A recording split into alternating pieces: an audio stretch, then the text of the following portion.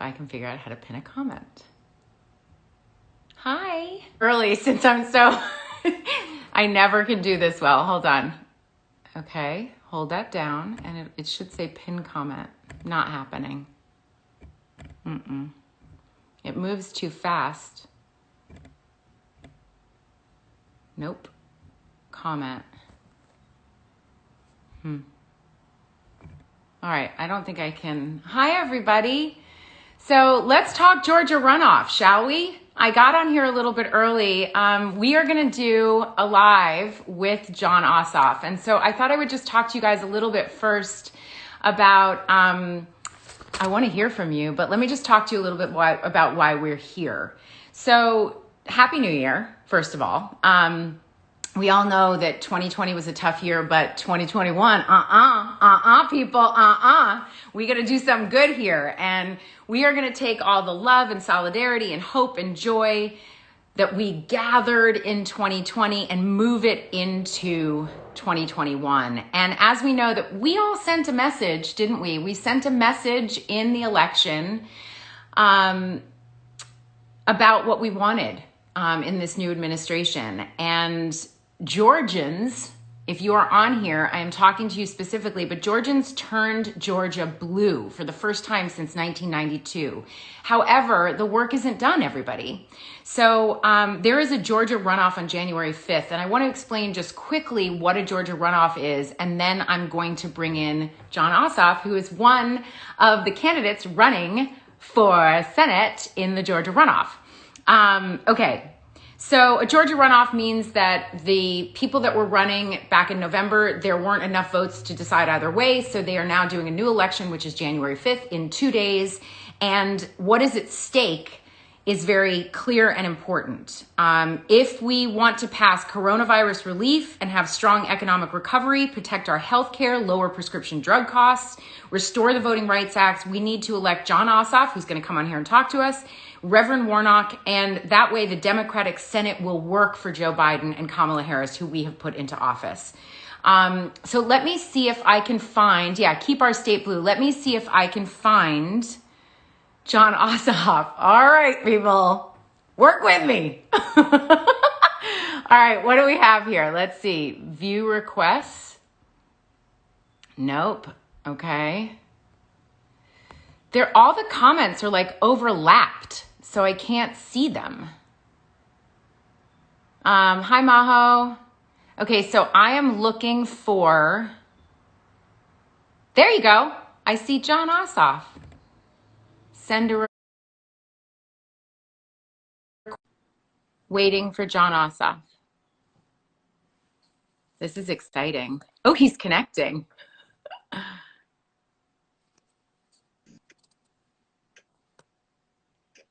Hi. Oh, he left. Come back.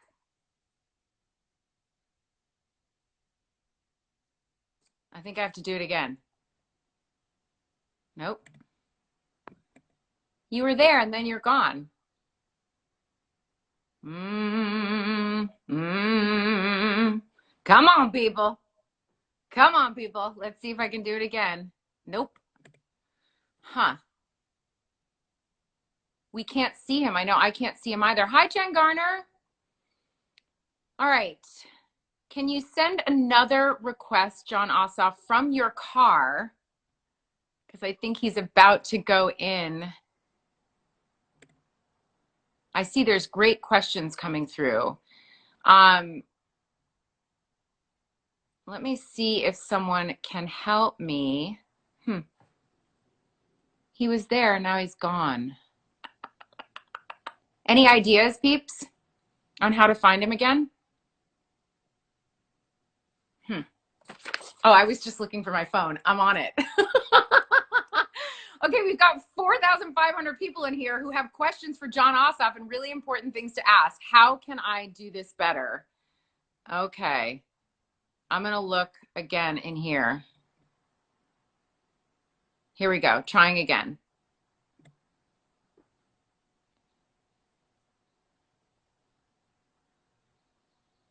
All right. Come on, we're waiting for John Ossoff. We got questions. In the meantime, while we're waiting for him to come in, I will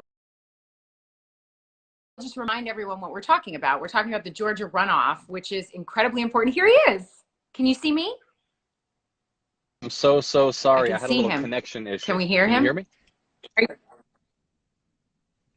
Don't worry Can you hear about me it, now? please. This is not my forte. I can hear you. You're a little bit broken up, but I'm so happy you joined us. I know you have a very busy day. How are you? Thank you so much for having me. I hope the connection is all right. We are here in Garden City, just outside Savannah, to rally with the vice president-elect. In fact, Kamala's motorcade just rolled up, Nice. and I think I'm speaking in about an hour, but I wanted to come and speak with you, and I'm grateful to you for offering this platform to help us get out the vote on Tuesday. This is an important runoff election, and I know for a lot of people, I was explaining before you got on what a runoff is and why this is an important runoff election in Georgia. Georgia's done such an extraordinary job of turning the state blue in this last election, but the work is not done, and there's a lot at stake. And so I think the first question I have for you, because we should just jump right in because you've got a busy and important day, Let's is do it. 2 days left.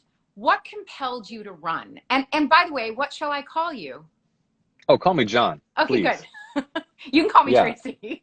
I'm thank you so much. Forgive me for even presuming I could, but Tracee, thank you so much.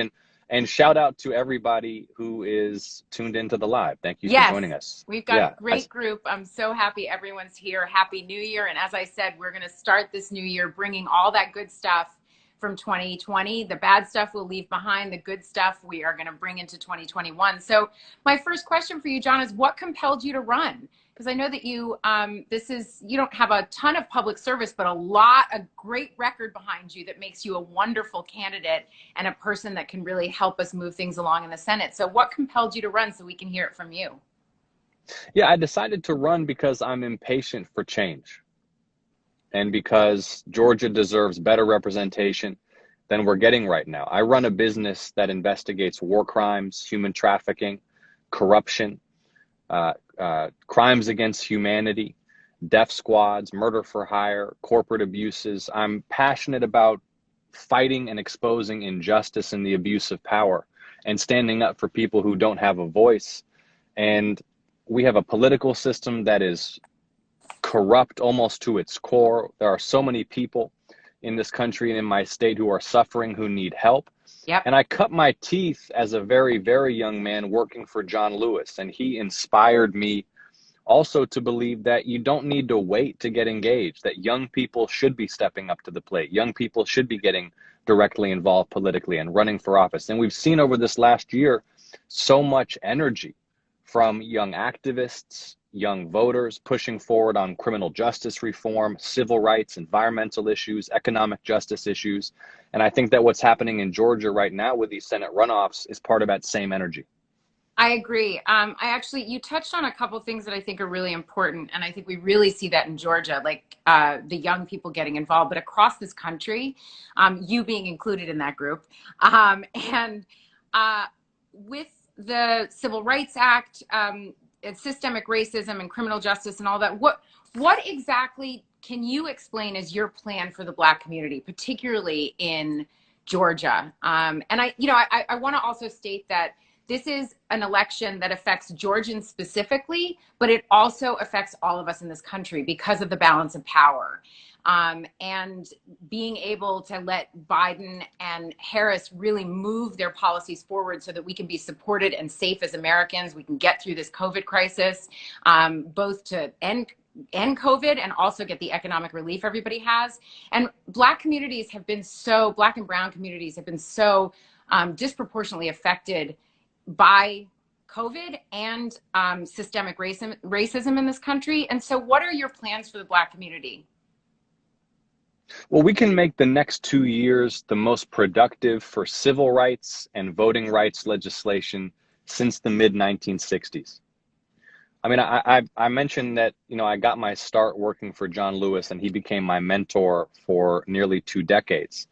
And it was his courage and the images of his sacrifice of his body on the Edmund Pettus Bridge, along with hundreds who marched for voting rights in 1965 in Selma, Alabama, among the hundreds of thousands who had shown such courage in the civil rights movement.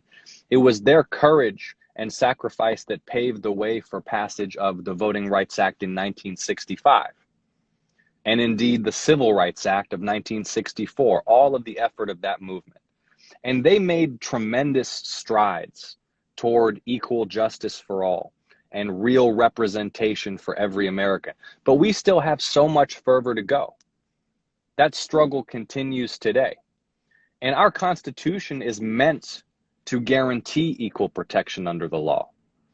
But here in Georgia, when Ahmaud Arbery was shot to death in broad daylight in the street on camera in Glenn County, Georgia, not far at all from where I'm sitting right now, and the local authorities just looked the other way because Ahmaud Arbery was a young black man, that makes a mockery of equal protection under the law.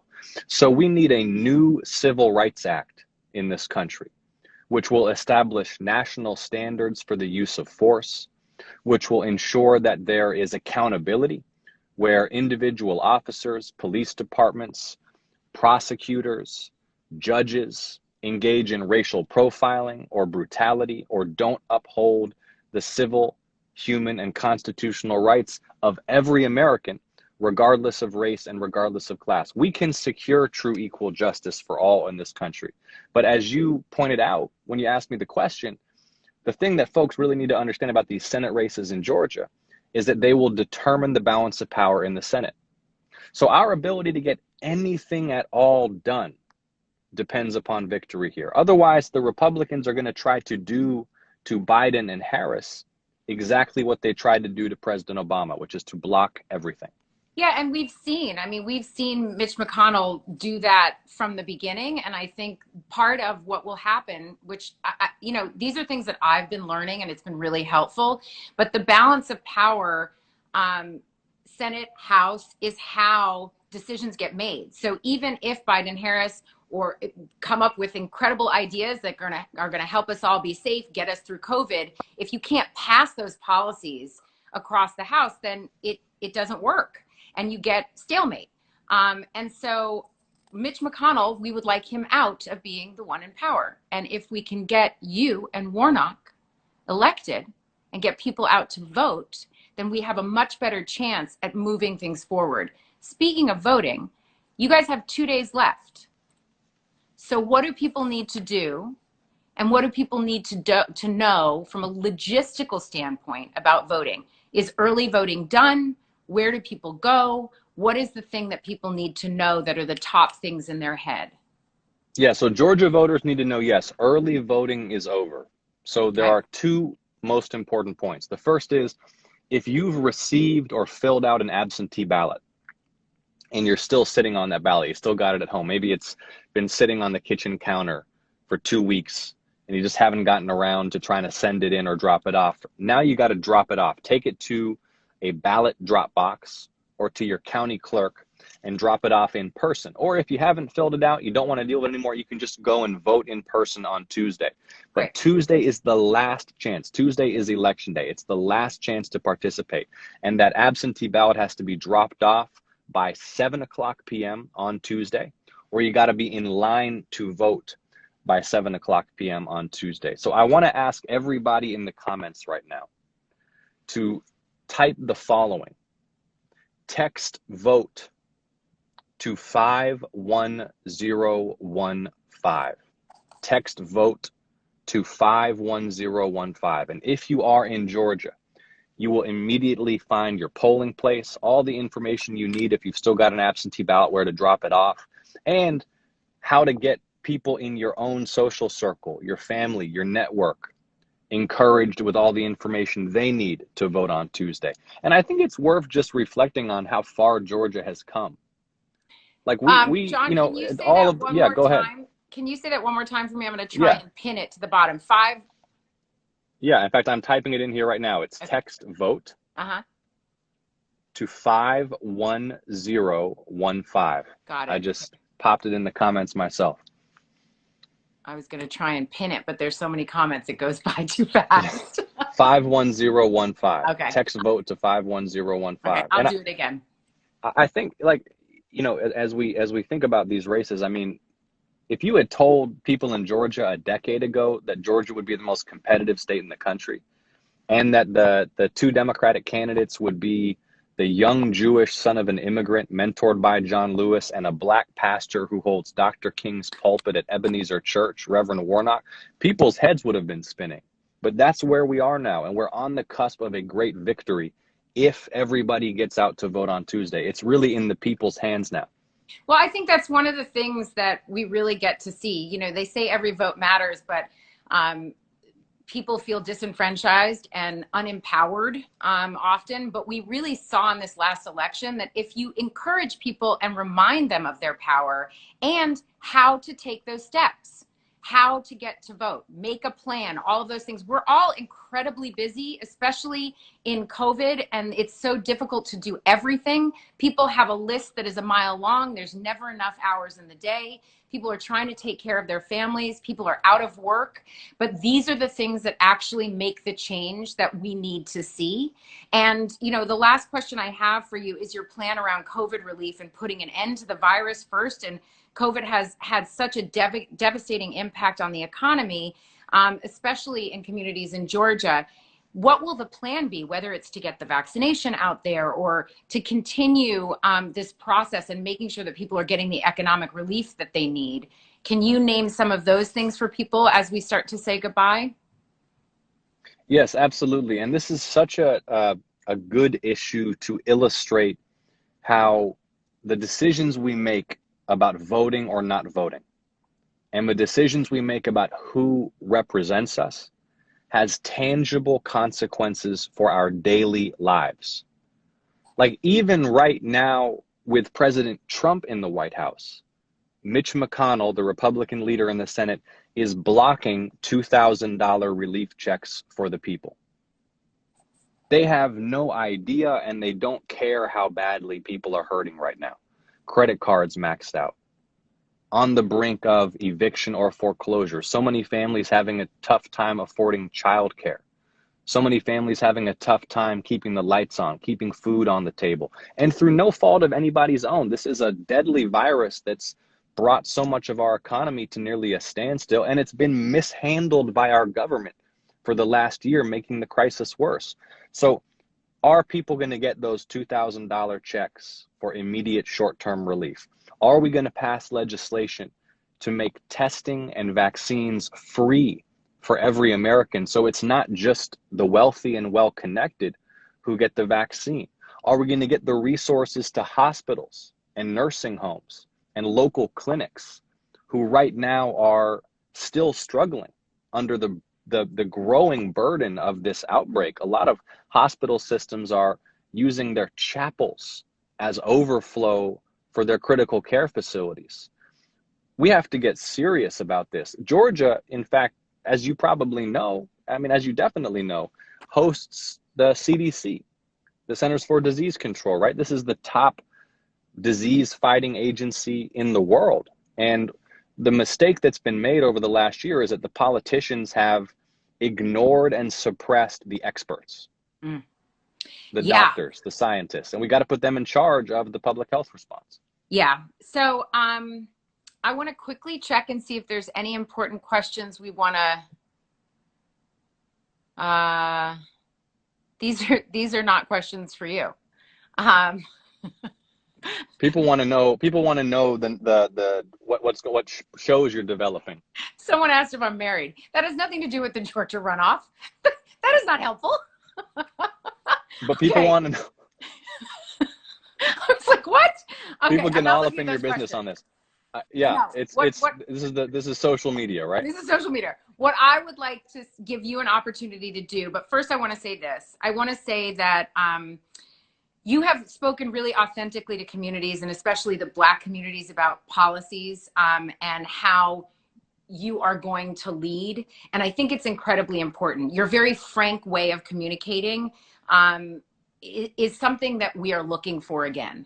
And I'm grateful that you will be bringing a normalcy and a civility back when you get elected.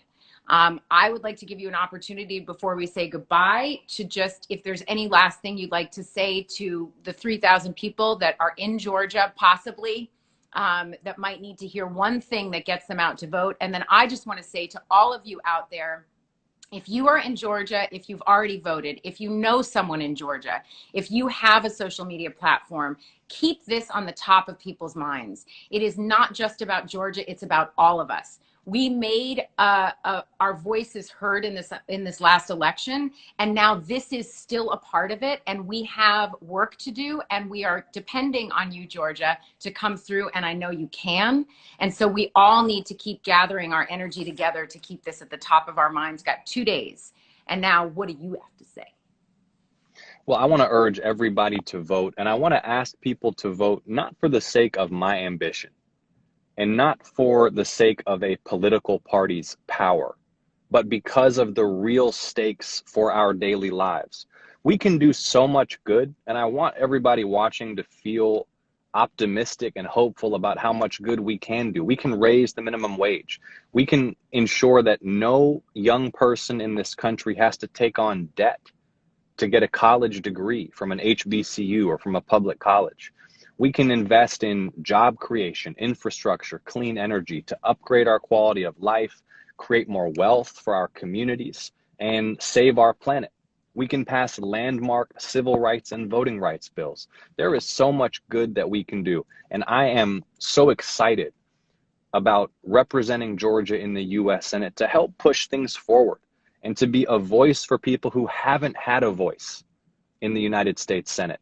And this election in November must have proven to all of us as Georgians that our votes truly matter. It's going to be so close. And look, the most direct way I can put this is that Black voters in Georgia hold the future of the United States Senate in their hands. If Black voters in Georgia make their voice heard, make their presence felt, exercise the power that they have to determine the outcome in this election, we will launch a new era in American history, and those Black voters in Georgia will have demonstrated their power as a formidable force, just like they did on November 3rd to win this state for Joe Biden. And we can advance an agenda that will help Black businesses build wealth, help Black families build generational wealth, help historically Black colleges and universities invest in their growth, their empowerment, their endowments, increase Black representation in fields like healthcare and education, advance civil rights and voting rights bills. And Tuesday is the last chance to make all of our voices felt and to ensure that Georgia's representatives in Congress represent the true diversity of every community in our state. And so I'm urging everybody to get out there and vote on Tuesday. And Tracee, I'm just grateful to you for lending your voice, your megaphone, your platform to this effort. It is my pleasure. It's the least I can do. I'm so grateful you're out there. Go and prepare yourself for your speech in now probably 30 minutes. Exactly. I'm grateful for your time. I am encouraged, and thank you. Thank you so much. See you on the other side. Looking forward to serving you. Looking forward to it. Bye. All right. Bye-bye. So I will say to everybody, follow John Ossoff if you are not. And again, text VOTE to 51050. I think that I wrote that down right. I really hope I did. To join the campaign. Go to iwillvote.com to find out what your voting plan is. And you heard the man. And I will be back on this live later today with Warnock. We got a big runoff coming, guys. All right. Happy New Year. The work continues. And no, I'm not married.